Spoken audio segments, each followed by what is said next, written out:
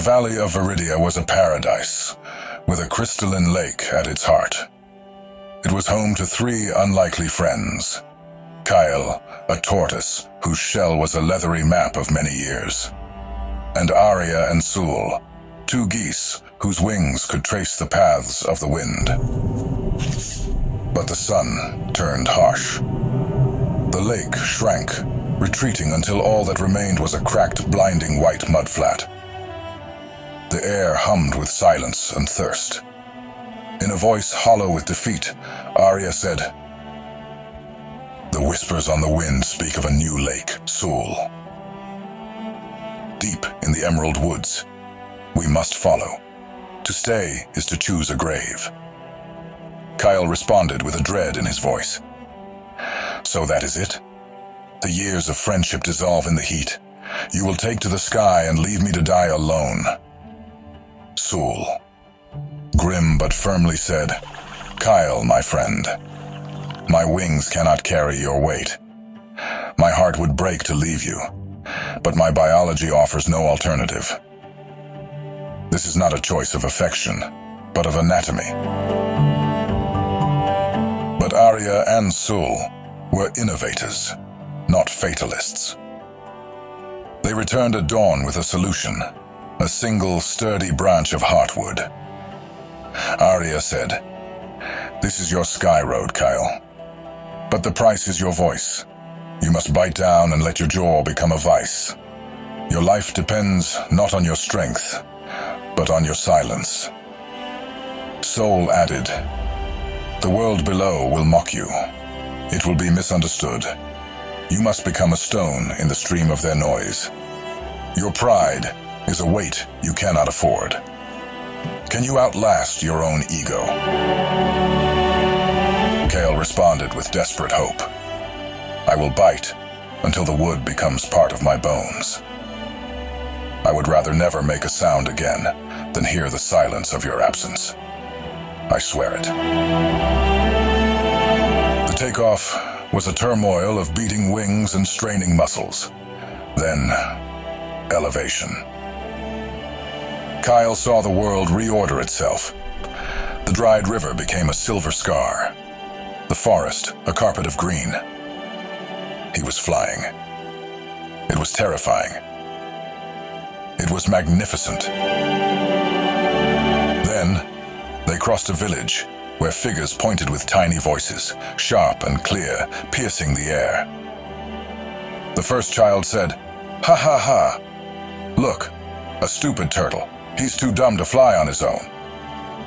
Another child said, "A turtle on a leash. How silly." The laughter ignited the dry tinder of Kale's pride. Stupid? The insult was a needle of fire in his mind. They didn't see the ingenuity, the loyalty. They only saw a punchline. The urge to correct them, to defend his honor, flooded his mouth with the taste of iron. He forgot the fall. He forgot the pact. He forgot everything but the burning need to be right. His jaw, clenched for miles, unsealed itself. He didn't mean to let go. The word was just more important than the world. The sky vanished. The world became a violent tumble of light and sound.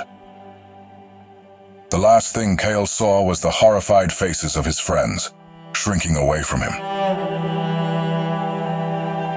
Arya and Sul could only cry out as their friend, released from his silent promise, fell.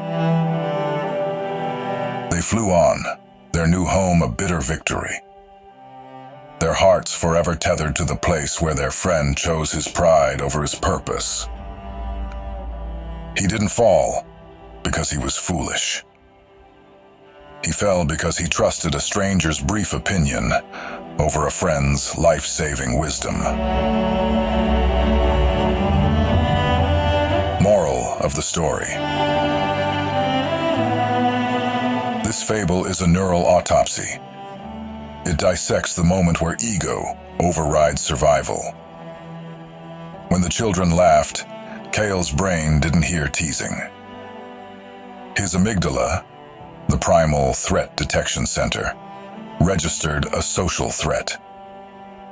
This triggered a flood of cortisol and adrenaline, effectively shutting down his prefrontal cortex, the part of his brain that held the promise, the logic, and the memory of certain death.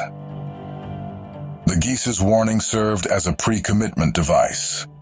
Neuroscience shows that making a clear, deliberate decision in a calm state, for example, I will not react, forms a neural pathway that's easier to activate under stress. It acts as a circuit breaker for your impulses.